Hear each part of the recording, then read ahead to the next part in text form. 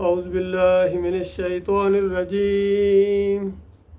بسم اللہ الرحمن الرحیم وَلَوْ تَرَى إِذَا الْمُجْرِمُونَ نَاكِسُو رُءُوسِهِمْ عِنْدَ رَبِّهِمْ رَبَّنَا أَبْصَرْنَا وَسَمِعْنَا فَارْجِعْنَا نَعْمَلْ صَالِحًا إِنَّا مُوقِنُونَ۔ یہ سورہ سجدہ کی 12 نمبر آیت ہے۔ آخرت کا ایک نقشہ کھینچا گیا ہے کہ آج ان کو بات سمجھ میں نہیں آ رہی ہے، آپ کی بات کو نہیں مان رہے ہیں بلکہ مخالفت پر اتر آئے ہیں۔ کاش تم دیکھو وہ وقت جب یہ مجرم سر جھکائے اپنے رب کے حضور کھڑے ہوں گے، اس وقت یہ کہہ رہے ہوں گے اے ہمارے رب، ہم نے خوب دیکھ لیا اور خوب سن لیا، اب ہمیں واپس بھیج دے تاکہ ہم نیک عمل کریں، اب ہمیں یقین آ گیا ہے۔ یہ اسی طرح کی بات ہے جو سورہ المومنون کی 100 نمبر آیت میں بتائی گئی، حتیٰ اذا جاء احدکم الموت قال رب ارجعونی لعلی اعمل صالحا فیما ترکت کلا انہا کلمۃ وہو قائلھا ومن ورائہم برزخ الی یوم یبعثون۔ شاید ہی اس سے زیادہ انسانوں کے اوپر حسرت کا کوئی وقت آئے، پچھتاوے کا کوئی وقت آئے کہ جب زندگی کی آخری سانس آ رہی ہے، اب اس دنیا سے اس دنیا کے اندر قدم رکھنا ہے، اور وہ بات مانی ہی نہیں جس کے لیے اس کو پیدا کیا گیا تھا، بلکہ بے پرواہ بنا رہا، دنیا کے اندر مگن رہا اور اللہ کی بات، اپنے مالک کی بات نہ مانی۔ اب آخری سانس آ رہی ہے، اس کے بعد اب دوسرا موقع ملنے والا نہیں ہے، تو انتہائی شرمندگی، انتہائی پچھتاوا ہوگا اس کو، اور جب فرشتے روح نکال کر لے جا رہے ہوں گے تو اس وقت یہ چیخ رہا ہوگا، چلا رہا ہوگا، معافیاں مانگ رہا ہوگا کہ میرے رب ایک مرتبہ مجھے دنیا میں بھیج دے، ایک موقع مجھے اور دے دے، اور اب میں سارے وہ کام کروں گا جو پہلے میں نہیں کر سکا ہوں یا نہیں کیے ہیں، اب میں ٹھیک ہو جاؤں گا، اب میں شرک اور کفر کو چھوڑ دوں گا، اب منافقت کو چھوڑ دوں گا، اب میں تیرا فرما بردار بن جاؤں گا، مالک مجھے سمجھ آ گیا ہے، سارا مسئلہ سمجھ آ گیا ہے، سارے قرآن کی تفسیر سمجھ آ گئی ہے فرشتوں کی ایک جھلک دیکھ کے، اور وہاں کے سارے منظر دیکھ کے اب کہہ رہا ہے ربنا ابصرنا وسمعنا، اے میرے رب ہم نے خوب دیکھ لیا اور سن لیا، اب ساری باتیں سمجھ میں آ گئی ہیں، فرجعنا نعمل صالح، اب مجھے واپس بھیج دے تاکہ عمل صالح کروں، انا موقنون، مجھے یقین آ گیا ہے، عین الیقین آ گیا ہے۔ تو اس وقت کا ماننا نہیں ہوتا ہے، چونکہ یہ امتحان ایمان بالغیب کا ہے۔ کون بن دیکھے اپنے رب سے ڈرتا ہے، کون بن دیکھے اپنے رب کی بات کو مانتا ہے، اور اللہ تعالیٰ نے اپنی اتنی نشانیاں یہاں پھیلا دی ہیں کہ ذرا سا بھی غور و فکر کرنے والا، اس نظام کے اوپر غور کرنے والا، صبح شام کے اس گردش کے اوپر، بارش کے برسنے کے اوپر، ہواؤں کے چلنے کے اوپر، دھوپ اور چھاؤں کے اس نظام، خود اپنی زندگی کے اوپر غور کرے، اپنے معمولات کے اوپر غور کرے، کیسا عجیب انسان بنایا گیا ہے، کس طرح سوچتا ہے، سنتا ہے، غور و فکر کرتا ہے، اپنے فائدے کو بھی سمجھتا ہے کن باتوں میں اس کو فائدہ ہوتا ہے، اپنے نقصانات کو بھی سمجھتا ہے، لیکن جب اللہ کی بات آتی ہے، آخرت کی بات آتی ہے تو بالکل بے پرواہ ہو جاتا ہے، کیونکہ مالک نے یہ ڈیزائن ہی ایسی کی ہے، دنیا امتحان ہی ایسا زبردست لیا ہے کہ یہاں انسانوں کو اختیار دیا جائے گا، یہاں زبردستی نہیں کی جائے گی، نہ کسی کی منت کی جائے گی، نہ کسی کو زبردستی اس بات کو ماننے پر مجبور کیا جائے گا، لا اکراہ فی الدین قد تبین الرشد من الغی، کہ دین کے اندر کوئی زور زبردستی نہیں ہے، ہدایت اور گمراہی کو بالکل علیحدہ بیان کر دیا گیا ہے۔ اللہ تعالیٰ نے انبیاء کا سلسلہ چلایا، رسولوں کے ذریعے سمجھایا، کتابیں اتاریں، اور رسولوں کے ماننے والوں نے آگے اس بات کی تبلیغ کی، علماء دین جو علماء حق تھے انہوں نے بھی سمجھایا، غور و فکر کا پورا موقع دیا گیا، پھر بھی اگر انسان نے اپنی آنکھیں بند کیے رکھی تو پھر اب یہ مجرم ہے۔ تو بتایا گیا اب تمہیں یقین آیا ہے، تمہیں پتہ ہونا چاہیے ولو شئنا لآتینا کل نفس ہداہا، اگر ہم چاہتے تو ہر ایک کو مومن بنا دیتے، ہمارے یہاں کوئی کمی تھی یا ہمیں کوئی یہ مشکل کام تھا؟ جس طرح فرشتے ہیں نافرمانی کر ہی نہیں سکتے ہیں، اور کتنی مخلوق ہے اللہ تعالیٰ کی گنی نہیں جا سکتی ہے، یہ نافرمانی نہیں کر سکتے، ان کو اختیار ہی نہیں دیا گیا ہے۔ صرف یہ انسان ہے اور جن ہے، ان کو اختیار دیا گیا ہے کہ اگر چاہو تو اپنے مالک اور خالق کی نافرمانی کرو، اور چاہے تو اس کی فرما برداری کرو، شکر گزاری کرو۔ شکر گزاری کو وہ پسند کرتا ہے، فرما برداری کو وہ پسند کرتا ہے،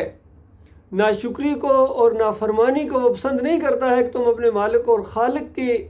نافرمان بن جاؤ، تو اس کے بعد اس کی سزا بھگتنی پڑے گی۔ ایسی خوفناک سزا ہے اس کے بعد، اس دنیا کے بعد، کہ عقل حیران ہے یہ انسان اس سزا کو کیسے برداشت کرے گا۔ خون اور پیپ کی وادیوں کے اندر اس کو رہنا پڑے گا، آگ کے سمندر ہیں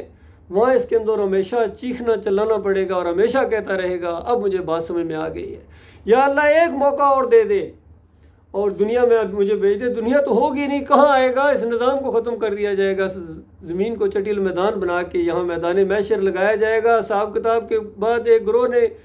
جنت میں چلے جانا ہے اور ایک گروہ نے جہنم میں چلے جانا ہے۔ یہ زمین تو ہوگی نہیں، اب تو یہاں آ کے کیا کرے گا؟ اب کیسے تو یہاں آ کے فرما برداری کرے گا کس کی؟ تو اس طرح بتایا ولیکن حق القول منی، بلکہ میری طرف سے وہ بات جو پوری ہو گئی، حق بات میں نے کہی تھی اور میں حق ہی کہتا ہوں۔ وبالحق انزلنا وبالحق نزل، مالک حق بات بیان کرتا ہے اور بالکل حق نازل فرماتا ہے، اور فرمایا میری وہ بات حق قول جو میں نے کہا تھا لَأَمْلَأَنَّ جَهَنَّمَ مِنَ الْجِنَّةِ وَالنَّاسِ أَجْمَعِينَ، کہ میں جنوں اور انسانوں کو جہنم سے بھر دوں گا۔ یعنی اس شاہانہ انداز سے مالک نے فرمایا کہ تیرے راستے پر جو بھی چلے گا، جو بھی تیری بات مانے گا،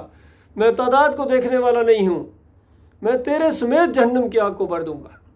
تو آج تعداد کو دیکھیں، اس زمین کے اوپر کتنے انسان ہیں، بتائیے کتنے ہیں اپنے مالک اور خالق کے فرما بردار ہیں اور کتنے ہیں نافرمان ہیں؟ اور جتنے بھی یہ گروہ پائے جاتے ہیں، جماعتیں پائی جاتی ہیں، مذہبی جماعتیں پائی جاتی ہیں، حالانکہ دین کا نام بھی لیتے ہیں اپنے لحاظ سے، پیغمبروں کو ماننے کا دعویٰ کرتے ہیں، یہ یہودی ہیں، عزیر علیہ السلام کو اپنا بڑا مانتے ہیں، پیغمبر مانتے ہیں، اور پھر ساتھ اتنے محبت میں آگے بڑھے کہ اللہ کا بیٹا ماننا شروع کر دیا۔ اندازہ لگائیے، تو یہ محبت ہی کی وجہ سے تو ہوا ہے، کوئی نفرت کی وجہ سے تو نہیں ہوا ہے۔ اسی طرح یہ کرسچن ہیں، عیسائی ہیں، یہ عیسیٰ علیہ السلام کو اپنا بڑا مانتے ہیں اور ان کے پیروکار ہونے کا دعویٰ کرتے ہیں، اور اتنا بڑھایا کہ اللہ کا بیٹا بنا دیا،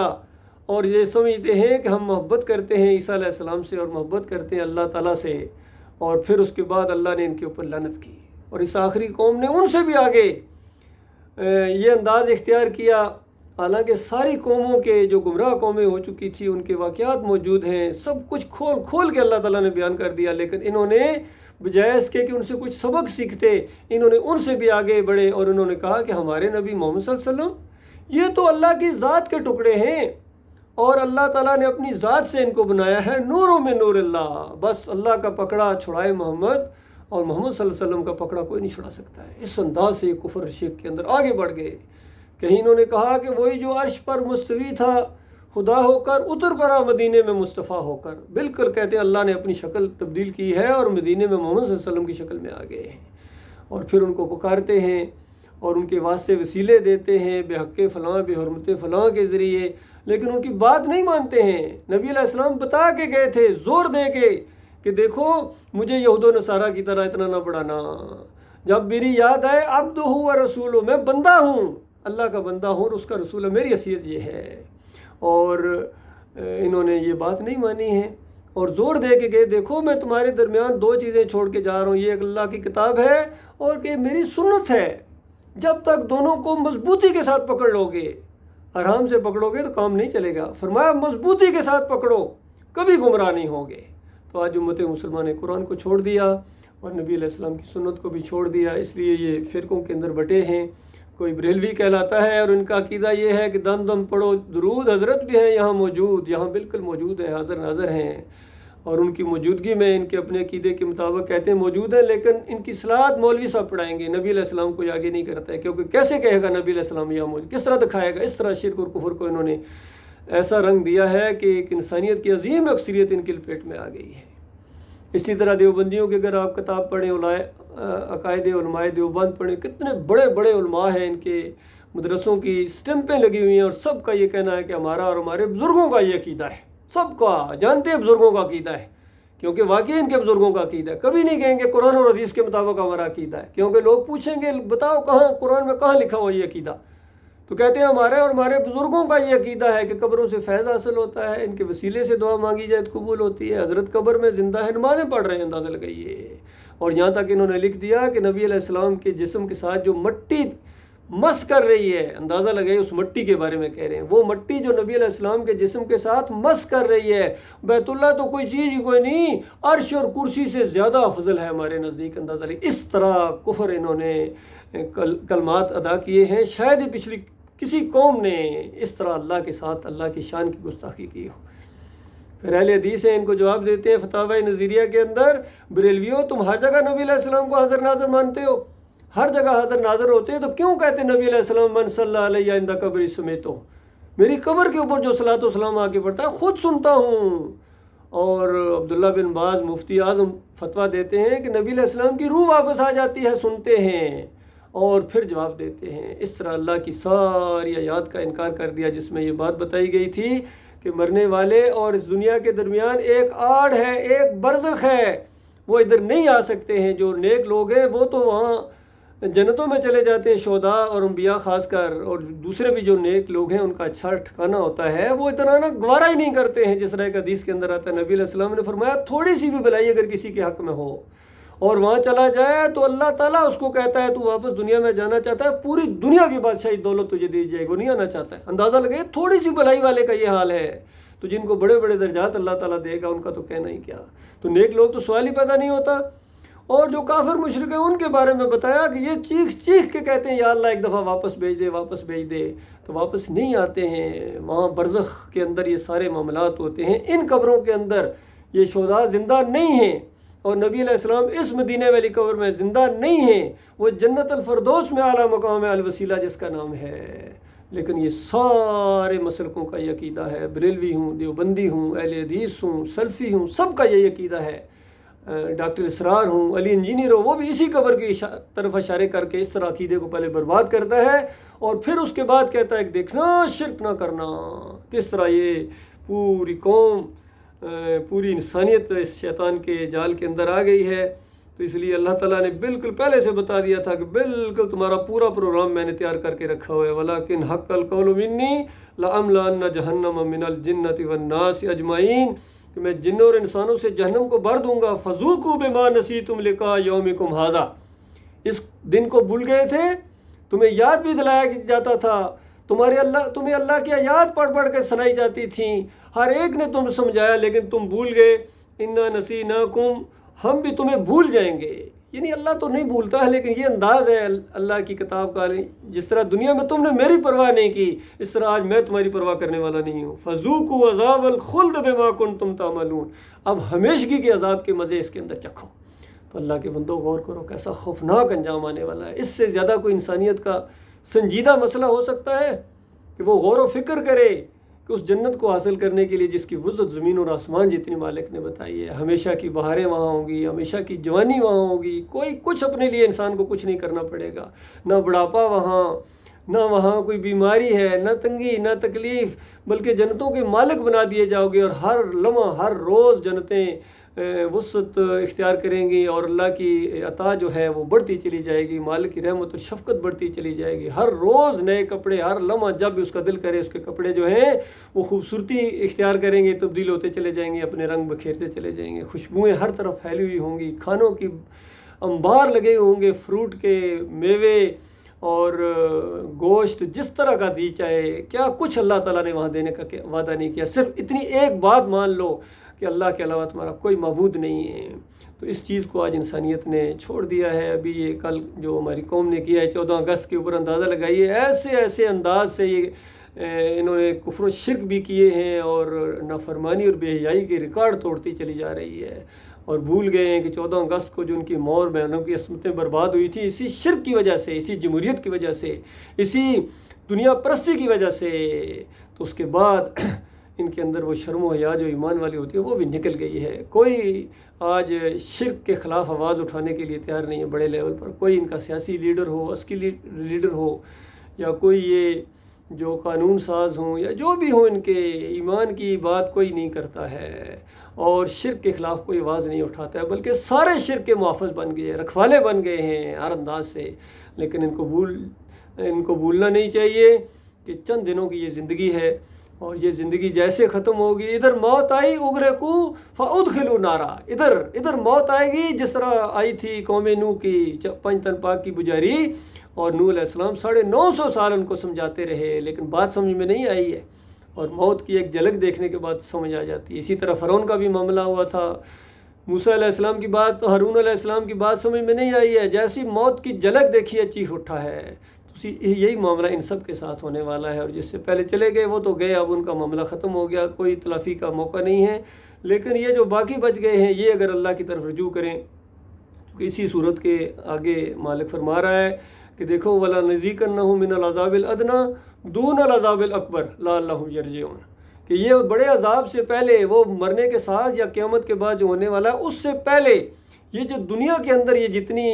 چیزیں ہیں، چاہے طوفان ہوں، زلزلے ہوں، سیلاب ہوں، جنگیں ہوں، مہنگائی ہو، جو بھی ہو انسانیت کے اوپر جو بھی یہ عذاب آتے ہیں، لعلہم یرجعون، تاکہ ہماری طرف رجوع کریں، اللہ کی طرف رجوع کریں، اپنے مالک کی طرف رجوع کریں۔ لیکن یہ اللہ کی طرف رجوع کرنے والے نہیں ہیں، دیکھا جا رہا ہے یہی اکثریت کا یہی معاملہ ہے۔ کتنے ان کے اوپر آتی ہیں آزمائشیں، آتی ہیں عذاب آتے ہیں، اس کے بعد ان کے اسی طریقے سے عرس اور میلے قائم ہیں، اسی طرح ان کے مزار قائم ہیں، فرقہ بندی اسی طریقے سے قائم ہے، اور یہ اللہ کی طرف رجوع کرنے کے لیے تیار نہیں ہے۔ ایسے ماحول کے اندر جن کو اللہ نے ایمان خالص کی دولت دی ہے، ان کو سب سے بڑا شکر ادا کرنا چاہیے اپنے مالک اور خالق کا۔ مالک تو نے اس گمراہی اور جہالت کے دور میں صحیح علمی بات ہمارے سامنے مالک لایا، اور ہمیں اس کو قبول کرنے اور پھر اس کے بعد جم جانے کی توفیق عطا فرمائی ہے، کیونکہ جم جانے والوں کے لیے خوشخبری ہے۔ صرف ایمان اختیار کرنا کافی نہیں ہے، اس کے اوپر جماؤ بھی ہے۔ آخری لمحے، آخری سانس تک اگر اس ایمان کو آپ ساتھ لے گئے، اور اس موڑ کے بعد، اس موت کے موڑ کے بعد وہ منزل ہے، وہ بادشاہی ملنے والی ہے کہ جس کے تصور سے دل خوش ہو جاتا ہے۔ وقول قولی ھذا استغفر اللہ لی ولکم ولسائر المسلمین۔